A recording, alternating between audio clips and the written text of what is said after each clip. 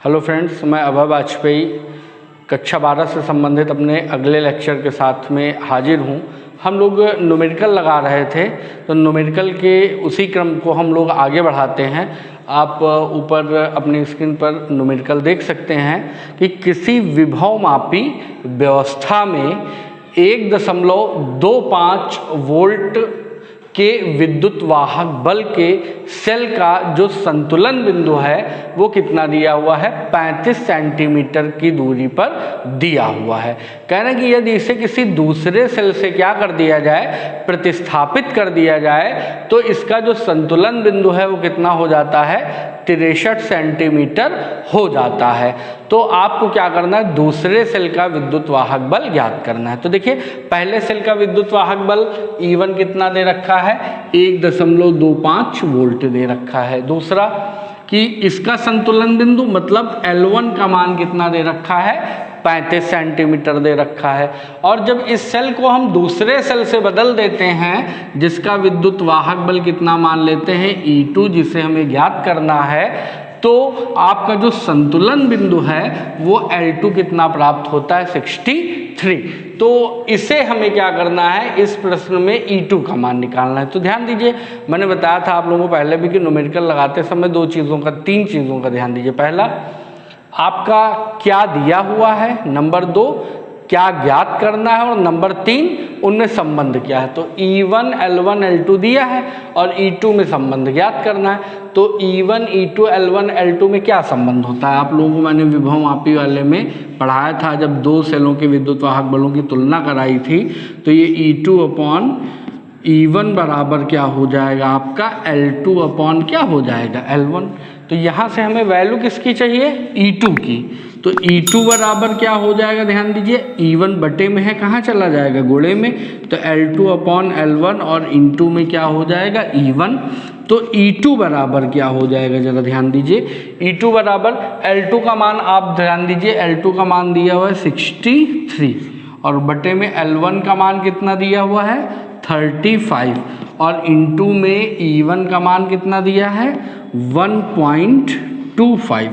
तो यहाँ पे देखिए, काट दीजिए आप, 7 से काट दीजिए तो कितना हो जाएगा, 7 पचे 35 हो जाएगा और 7 9 कितना हो जाएगा, 63। गुणा कर दीजिए, 9 दूना 18, 9 पचे 45 के 5 हाथ लगे 4 और 9 दूना 18 और 4 22 के 2 हाथ लगे 2, 9 एकम 9 और 2 कितना हो जाएगा, 11 और बटे में 5 काट दीजिए, 5 दूना 10, 1 11 हो जाएगा। तो 1 और 2 मिलके 12 हो जाएगा, 5 दूना 10, 2 12 और 5 पचे 25। तो ये हमारा क्या आंसर आ जाएगा, 2.25 और ये क्या आ जाएगा, वोल्ट। तो इस प्रकार से ये हमारा ये प्रश्न क्या होता है, कंप्लीट होता है। आइए चलते हैं अपने अगले प्रश्न की ओर। अगला क्वेश्चन आपको आपकी स्क्रीन पर दिख रहा है कि यदि किसी मीटर सेतु में जब प्रतिरोधक S बराबर 12.5 ओम हो तो संतुलन बिंदु सिरे A से 39.5 सेंटीमीटर की लंबाई पर प्राप्त होता है। R का प्रतिरोध ज्ञात कीजिए। व्हीटस्टोन सेतु या मीटर सेतु में प्रतिरोधकों के संयोजक के लिए मोटी कापर की पत्तियों का प्रयोग क्यों किया जाता है, ये इसका पहला पार्ट है। R व S को अंतर्बदल करने पर उपर्युक्त सेतु का संतुलन बिंदु ज्ञात कीजिए। दूसरा और तीसरा ये पूछा है कि यदि सेतु के संतुलन की अवस्था में गैल्वेनोमीटर और सेल को अंतर्बदल कर दिया जाए तो गैल्वेनोमीटर कोई धारा दर्शाएगा या नहीं। तो देखिए, सबसे पहली बात यहाँ पे इन्होंने जो पूछी है हम उस पर करते हैं। इन्होंने दिया क्या है, प्रतिरोधक S का मान दे रखा है 12.5 ओम। उसके बाद इन्होंने क्या दे रखा है, इन्होंने L का मान दे रखा है 39.5 ओम और इन्होंने पूछा काहे का है, R का मान पूछा है। तो यहाँ पे आप नीचे सूत्र देख सकते हैं कि इसे ज्ञात करने के लिए मीटर सेतु में जो हम लोगों ने फार्मूला प्रूफ किया था वो क्या था, R अपॉन S बराबर L अपॉन 100 - L। तो यहाँ पे जो बटे वाला S है, अगर इसे गुणे में भेज देंगे तो हमारा फार्मूला क्या बन जाएगा, R बराबर ये आप देख सकते हैं घेरे में R बराबर L/100 minus L into S। अब ये L का मान हमें और S का मान उठा के रख देना है। तो आप ध्यान दीजिए यहाँ पे L का मान कितना है 39.5, नीचे 100 माइनस L का मान फिर 39.5 और S की जगह पे गुणे में क्या लिखा हुआ है 12.5। तो 100 में 39.5 घटाएंगे तो ये बचेगा कितना 60.5, नीचे लिखा 39.5 और गुणे में 12.5। इन्हें हल करने पर हमें हमारा आंसर क्या प्राप्त होगा 8.2 ओम। तो ये 8.2 ओम क्या है R का मान है। ठीक, तो पहला पार्ट ये हमारा क्या होता है यहाँ पे समाप्त होता है। अब दूसरे पार्ट में इन्होंने क्या पूछा है कि R तथा S को अंतर बदल करने पर उपरोक्त सेतु का संतुलन बिंदु ज्ञात कीजिए। तो आपको मालूम है कि यदि हम R और S का क्या करेंगे, R को S से जब हम इंटरचेंज कर देंगे तो जो L होगा वो आपका इंटरचेंज हो जाएगा किससे 100 माइनस L से। तो इस प्रकार से जैसे ये कार्य हम करेंगे तो यहाँ पे 100 में से जब आपका ये 39.5 घट जाएगा तो बचेगा कितना 60.5। तो जब इन्हें अंतर बदल कर देंगे तो हमारा जो नया संतुलन बिंदु होगा उसे L डैश अगर आप मान लें तो कितना होगा 60.5 होगा। एक चीज़ ऊपर इन्होंने कहा था कि प्रतिरोधकों के संयोजन के लिए मोटर की कॉपर की पत्ती क्यों यूज करते हैं। तो इस फार्मूले में चूँकि हम लोग प्रतिरोध तार के प्रतिरोध की गणना नहीं करते हैं तो उसके प्रतिरोध को न्यूनतम करने के लिए हम तांबे की मोटी पत्तियों का उपयोग करते हैं। इसे आप अपनी स्क्रीन पर देख सकते हैं। ये आपका जो है मोटी पत्तियां क्यों यूज की जाती हैं उसका इस संयोजन तारों में प्रतिरोध को न्यूनतम करने के लिए। और जो अभी बी पार्ट मैंने बताया था कि जब R और S को बदलेंगे तो L 100 माइनस L में परिवर्तित हो जाएगा। तो जब घटाएंगे तो उसका आंसर कितना आ जाएगा 60.5 आ जाएगा। अब इसके बाद एक तीसरा पार्ट इसमें था कि यदि सेतु के संतुलन की अवस्था में गैल्वेनोमीटर और सेल को अंतर बदल कर दिया जाए तो गैल्वेनोमीटर कोई धारा दर्शाएगा नहीं। तो देखिए जब इन दोनों को अब बदल देंगे हम तो बदलने पर आपका संतुलन बिंदु पर कोई प्रभाव पड़ेगा नहीं, और जब संतुलन बिंदु पर प्रभाव नहीं पड़ेगा तो गैल्वेनोमीटर में जो धारा थी वो उसी नियत धारा को प्रदर्शित करेगा, उसमें कोई प्रकार का परिवर्तन नहीं होगा। इसमें सिर्फ बदलती क्या है सेतु की सुग्राहिता। तो ये सी का आंसर ये आप नीचे देख सकते हैं, ये लिखा हुआ कि धारा मापी सेल की स्थितियां बदल दी जाती है तो संतुलन बिंदु की स्थिति वही रहेगी जबकि सेतु की सुग्राहिता क्या होगी बदल जाएगी, इसलिए धारा मापी में धारा क्या होगी नियत होगी। तो आइए चलते हम अपने अगले प्रश्न पर। हमारा देखिए अगला प्रश्न जो है वो क्या कह रहा है कि दिए गए चित्र में, ये चित्र आप यहाँ पे बगल में देख सकते हैं, तो इस चित्र में इन्होंने क्या दे रखा है कि दिए गए चित्र में 1.5 वोल्ट के सेल का आंतरिक प्रतिरोध मापने के लिए, देखिए ये 1.5 वोल्ट का सेल दे रखा है यहाँ पे आप देख सकते हैं ये। तो इस सेल का आंतरिक प्रतिरोध मापने के लिए 2 वोल्ट का विभव मापी दर्शाया गया है, ये ऊपर आप देख सकते हैं। खुले परिपथ में सेल का संतुलन बिंदु इन्होंने कितना दे रखा है, संतुलन बिंदु मतलब ये L1 का मान इन्होंने दे रखा है 76.3 सेंटीमीटर पर मिलता है। सेल के बाह्य परिपथ में 9.5 ओम का ये कैपिटल R प्रतिरोध लगा हुआ है, ये कैपिटल R की वैल्यू है, ठीक है। तो संयोजित करने पर संतुलन बिंदु विभवमापी के तार की 64.8 सेंटीमीटर की लंबाई पर मिलता है, ये हमारा L2 का मान हो गया है ना। तो ध्यान दीजिएगा ये हमारा काहे का मान हो गया, L1 का मान ये हो गया 76.3 ये, और ये L2 का मान आपका क्या हो जाएगा, ये हो जाएगा 64.8। अब ध्यान दीजिए ज़रा, और कैपिटल R का मान आपने देखा ही है कि कैपिटल R का मान यहाँ पे ये कैपिटल R है आपका 9.5। तो हमें जो फार्मूला मालूम है कि आर बराबर आंतरिक प्रतिरोध आर का फार्मूला क्या होता है, ये आपकी स्क्रीन पर है, E/V-1 इंटू आर। अब ये जो फार्मूला है इसमें E/V को ये विभव मापी में जब दो सेलों की तुलना करते हैं तो वो जो या विभव मापी के उपयोग से हमने ज्ञात किया था E/V बराबर L1/L2। तो ये E/V की जगह जब L1/L2 रख देंगे तो फार्मूला हमें क्या मिल जाएगा, L1/L2-1 इंटू में क्या हो जाएगा, कैपिटल आर। तो L1 की वैल्यू भी हमें मालूम है 76.3, L2 की वैल्यू भी मालूम है कितनी, ये 64.8। तो ये L1 की वैल्यू, ये L2 की वैल्यू और ये हो गया आपका R का मान। तो तीनों वैल्यूज़ हम रख के इसे क्या करेंगे, सॉल्व करेंगे। तो देखिए जैसे ही वैल्यू रखा और वैल्यू रख के सॉल्व किया तो वैल्यू रख के सॉल्व करने पर हमें जो हमारा आंसर मिला वो कितना मिल गया, 1.7 ओम मिला। तो अब आइए चलते हैं हम अपने अगले प्रश्न की ओर।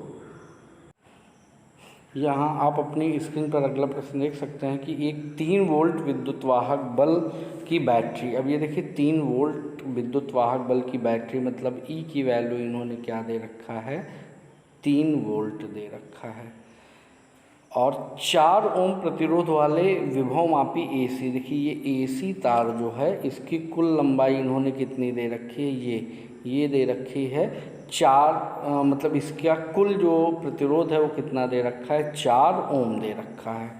अब आगे ध्यान दीजिए ज़रा, अब आगे ये कह रहे हैं कि 2 ओम प्रतिरोध के सिरे, 2 ओम प्रतिरोध आपको ये यहाँ पे दिखा मिल रहा है, ये EMF हो गया, ये तार आपका AC हो गया।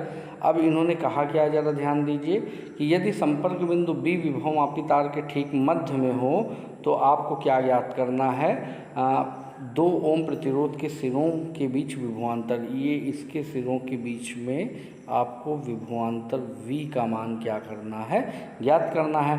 तो जाहिर सी बात है यहाँ से कितनी धारा जाएगी, अगर हम इस बात को क्या कर लें, याद कर लें तो फार्मूला V बराबर IR लगा कर हम क्या कर सकते हैं, इसका मान ज्ञात कर सकते हैं। अब यहाँ पे हमें तुल्य प्रतिरोध भी क्या करना होगा, निकालना होगा।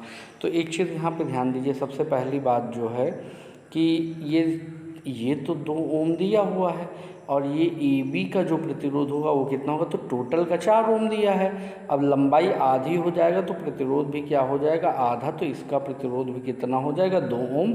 तो AB का प्रतिरोध भी 2 ओम हो जाएगा और BC का भी 2 ओम। तो हमें AC से मतलब है और AB और ये 2 ओम का जो प्रतिरोध है ये दोनों एक दूसरे के किस क्रम में जुड़े हुए हैं, समांतर क्रम में जुड़े हुए हैं। तो जाहिर सी बात है जब ये AB और इसके मतलब तुल्य प्रतिरोध हम ज्ञात करेंगे तो तुल्य प्रतिरोध 1/R' बराबर क्या हो जाएगा, ये हो जाएगा 1/AB का प्रतिरोध प्लस 1/2 ओम का, तो 1/AB का प्रतिरोध भी 2 ओम और 1/ ये नीचे वाला प्रतिरोध तो कितना हो जाएगा, 1/2। आधा और आधा जोड़ने पर हमें क्या प्राप्त होगा, 1 का मतलब 1/1। तो R' को जब हम पलटेंगे तो हमें क्या मिल जाएगा, 1 ओम मिल जाएगा।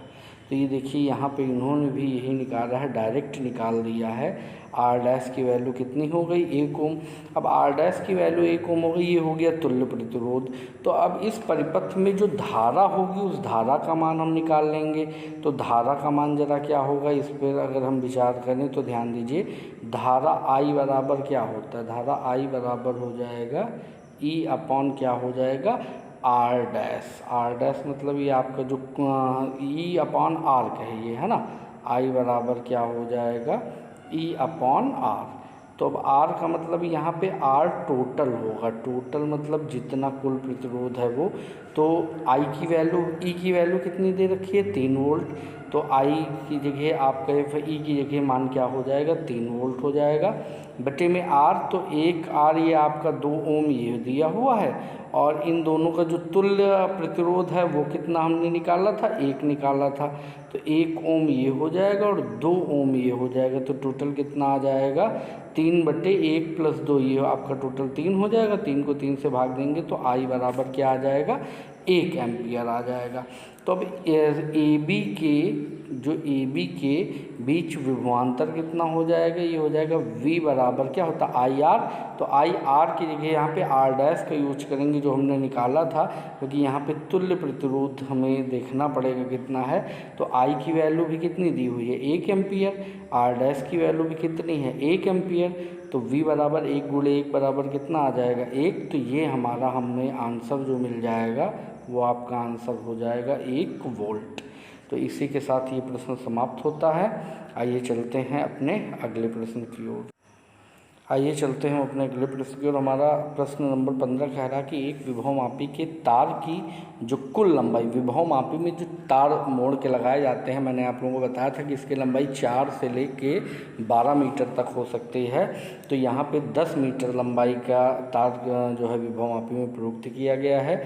तो ये आपका विभवमापी के तार की लंबाई जो हो गई वो कितनी हो जाएगी 10 मीटर। ध्यान रखिएगा, तार में स्थिर धारा प्रवाहित करने पर सर्पिल कुंजी को 1.018 वोल्ट का विद्युत वाहक बल, देखिए ई का मान इन्होंने कितना दे रखा है 1.018 वोल्ट दे रखा है। कहना बल वाले प्रमाणिक सेल से जोड़ने पर अविक्षेप 850 सेंटीमीटर की दूरी पर, ये L की वैल्यू हो गई 850 सेंटीमीटर दूर ही क्या करेगा विक्षेप प्राप्त होता है। तो गणना कीजिए पहले तार में विभव प्रवणता की। तो पहले विभव प्रवणता ही याद कर लेते हैं। आप सभी को मालूम है कि यदि आपका विद्युत वाहक बल क्या हो ई हो और अविक्षेप बिंदु की लंबाई जो है वो L हो, तो E बराबर फार्मूला होता क्या, E बराबर K/L, जहाँ K क्या होता है विभव प्रवणता। तो अब ये K बराबर क्या हो जाएगा, L गुणे में है कहाँ चला आएगा बटे में। तो K बराबर हमें फार्मूला प्राप्त होगा E/L। E का मान 1.018 और L का मान 850, दोनों वैल्यू रख देंगे, सॉल्व करेंगे तो K का मान आ जाएगा, देखिए ऊपर वोल्ट में नीचे सेंटीमीटर में, तो ये आपका आ जाएगा 1.2 गुणे 10⁻³ वोल्ट प्रति सेंटीमीटर। अब नेक्स्ट सेकेंड पार्ट में इसने पूछा कि इसमें अधिक से अधिक कितना विद्युत वाहक बल नापा जा सकता है। तो अधिक से अधिक विद्युत वाहक बल के लिए आपको अगर याद हो तो मैंने बताया था कि ये जो तार की लंबाई होती है L है ना, और एकांक लंबाई की विभव प्रवणता क्या होती है K। तो अगर K को L से क्या कर दिया जाए, गुणा कर दिया जाए, तो हमें अधिक से अधिक विद्युत वाहक बल का मान क्या होगा प्राप्त हो जाएगा। तो यहाँ पे भी यही काम करेंगे। देखिए इन्होंने क्या लिखा, विभवमापी के तार के शिरों के बीच विभवांतर बराबर विभव प्रवणता गुणे तार की लंबाई। तो विभव प्रवणता हमने अभी निकाली 1.2 गुणे 10⁻³ वोल्ट प्रति सेंटीमीटर। अब चूँकि ये सेंटीमीटर में है तो इसलिए ये तार की जो लंबाई है इसे भी हम सेंटीमीटर में ही लिख देंगे। तो सेंटीमीटर से सेंटीमीटर क्या होगा कट जाएगा और वोल्ट में हमें हमारा आंसर मिल जाएगा। तो 10 मीटर तार की लंबाई थी, तो 10 मीटर को सेंटीमीटर में लेंगे तो 100 से गुणा हो जाएगा, तो 100 दाम में कितना आ जाएगा 1000। इसी कारण से यहाँ पे ये 1000 रखा गया, ध्यान दीजिएगा। तो इन दोनों का गुणा होगा तो 10⁻³ से 1000 का मतलब 10⁻³ कैंसिल हो जाएगा। तो ये हमें क्या प्राप्त हो जाएगा 1.2 वोल्ट, ये हमें हमारा आंसर प्राप्त हो जाएगा। तो इस प्रकार से आज हम लोग यहीं तक पढ़ते हैं और जल्द ही हाजिर होंगे अपने अगले लेक्चर के साथ। तब तक के लिए धन्यवाद।